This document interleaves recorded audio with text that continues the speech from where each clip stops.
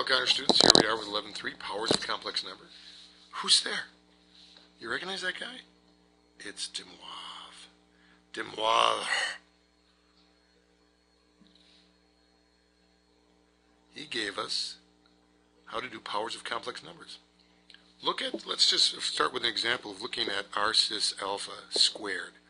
So by our old rules, that would be r cis alpha times r cis alpha, and you multiply the magnitudes and add the angles to multiply and polar. So it's r squared cis 2 alpha.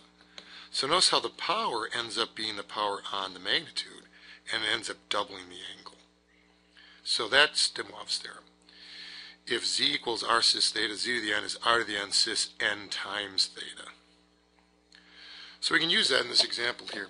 If z equals 1/2 plus square root of 3 over 2i, find z squared and so forth.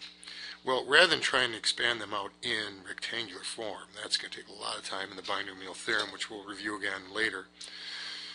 Let's get them into polar form. You've got 1/2. Here's 1/2 plus square root of 3 over 2i, where this is a half and this is 1. Well, that's 1/2 square root of 3 over 2. Recognize the triangle? Sure, it's a 30, 60, 90, and this ends up being 1. So z equals 1 at an angle of 60 degrees. So it's a simple matter then to take z squared as 1 at an angle of 60 squared. So we get 1 squared at an angle of twice 60 degrees, which is 1 at an angle of 120. So our z2 ends up over here at 120 degrees. And if you were to use cis form to expand that out, you get 1 times the cosine of 120 plus I times the sine of 120. And you get cosine 120 is negative a half, and sine 120 is square root of 3 over 2. Negative half, same height, but over here. So here's our z2. And for z squared, z cubed is going to be 1 at an angle of 60 raised to the third, so that's 1 cubed at an angle of 180. So that's 1 at an angle of 180, and that's just negative 1 plus 0i. Continuing a pattern here. Do you see the pattern? There's z cubed. Z to the fourth, we need a little more room here. For z to the fourth, we're going to take our z, which is 1 at an angle of 60 degrees, and raise it to the fourth. So we get 1 to the fourth at an angle of 4 times 60 degrees, or 1 at an angle of 240. So we're down here. I think you can guess what that's going to convert to, right? Sure enough, negative a half minus square root of 3 over 2 times I.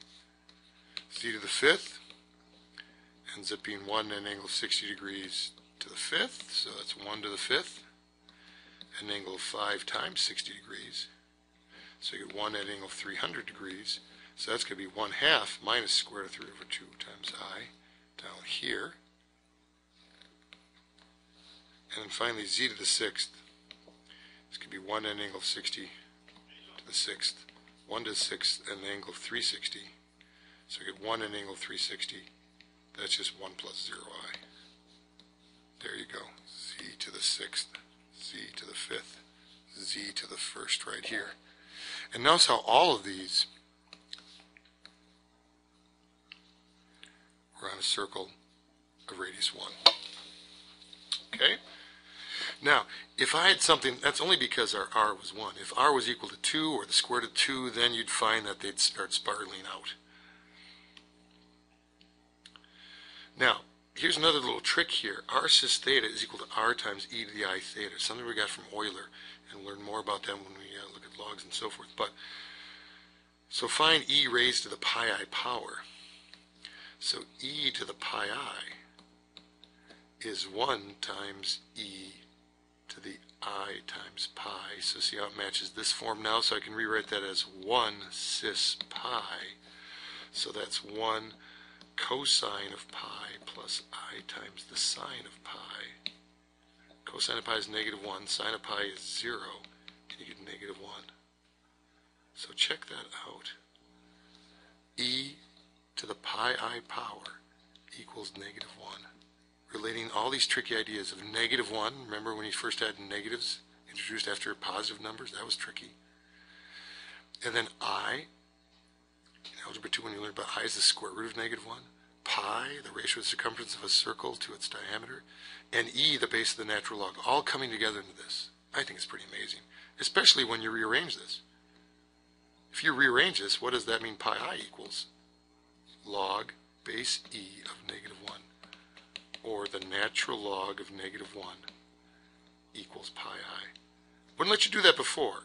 Natural log of negative numbers, oh, it's not defined. Well, correct. For a real valued function, you can't take the natural log of a negative number.